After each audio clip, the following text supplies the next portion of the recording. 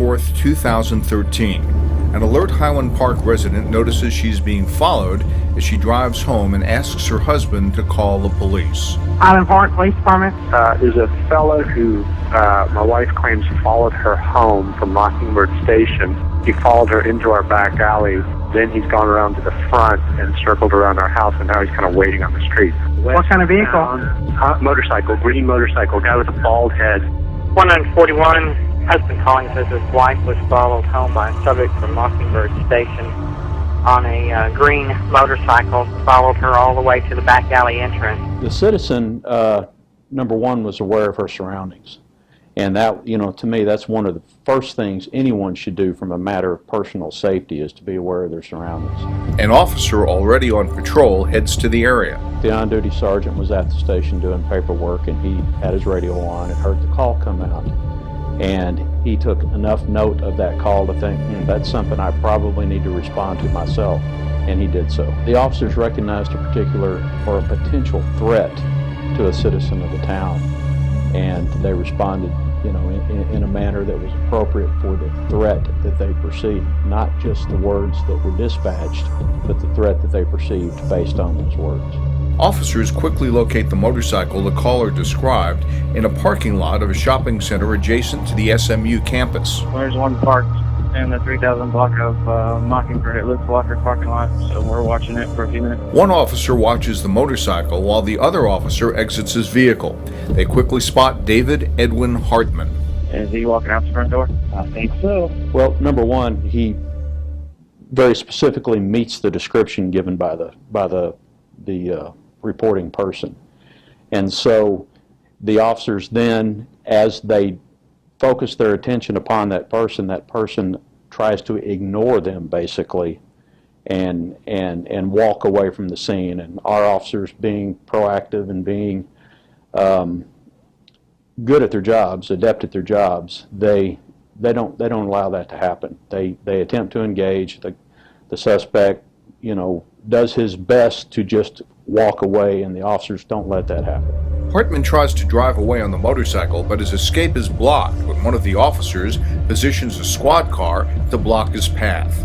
Well, as he pulled his car to block the motorcycle's path, he went over and laid his hands on the motorcycle driver, on the suspect, and the suspect attempted to turn the motorcycle into the officer and gun the engine and basically tried to run the officer down. He's struggling, he's pulling away from the officers, he's attempting to throw his body around to break the officer's grip, and the officers don't allow that to happen. They get him on the ground. He won't submit, he won't submit to cuffing, he won't release his hands from under his body. And so during the course of that action, the officers end up pepper spraying the suspect in order to gain compliance, and eventually they do get him handcuffed. I'm in custody. Ray Dave, one in custody. Where are you? We're at Airline in Mockingbird. The suspect is handcuffed and searched as he lies on the ground. Officers recover a knife, but do not find a small gun hidden in the front pocket of the suspect's cargo shorts. Hartman is placed in the back of a police unit with his hands cuffed behind his back. Officers call for an ambulance so he can be treated for the pepper spray and begin work to clear the busy intersection at rush hour. Med 1 requested by 40 to Mockingbird and Airline for patient evaluation. Officers don't know it at the time, but Hartman is a convicted felon on parole. The motorcycle he is driving was stolen that morning. And toxicology reports later revealed that Hartman is under the influence of methamphetamines at the time. Hartman has already committed several felony crimes and is planning to escape. The in-car video shows he is well practiced in how to position his body so he can step over the handcuffs and get his hands in front of his body. One of the things that's notable, if you pay attention to the video at that time, is that as they reach towards the left side of his body, he draws his left leg up to kind of guard that front left pocket area, which eventually turns out to be where the gun is concealed. But, it's my opinion that in the video, when you see that maneuver, it's intended very specifically to guard that weapon and to keep them from finding it. Hartman calmly wipes his face to remove the pepper spray and then reaches for the small gun concealed in his front pocket. Hartman fires the weapon to break the window of the squad car and then leaps out of the patrol car, gun in hand. Hartman, still handcuffed, but with his hands in front of him and holding a weapon he has just fired in the squad car, is struck by 2 police bullets, one fired by the officer he is turned towards, and the other fired by an officer coming from behind. Officers have seconds to react. The entire incident, from the time Hartman shoots out the window to the time he is shot by police, takes 6 seconds. As he was running from the officers, as he turned and backed and pointed the weapon back to his right towards the officer that was approaching from that direction, once again presenting an immediate threat to the officer's safety, then that's the time at which both officers fired. Officers immediately remove Hartman's handcuffs and begin CPR. The ambulance call is upgraded to an emergency. 102, Engine 1 and 551 respond on the CPR in progress. Hartman is transported to Parkland Memorial Hospital, but does not survive. Highland Park Police request an independent investigation of the incident by the Dallas County Sheriff's Office. The results of the independent investigation will be reviewed by the Dallas County District Attorney's Office and presented to a Dallas County grand jury. Investigators learned that Hartman is driving a stolen motorcycle and appears prepared to commit other felony crimes. The suspicious, alert citizen and the officers who responded to the 911 call were right. Hartman's actions were suspicious. The suspect had all the tools with him that he needed to commit an aggravated offense, a felony offense. He had a fixed blade knife with him. He had a handgun with him.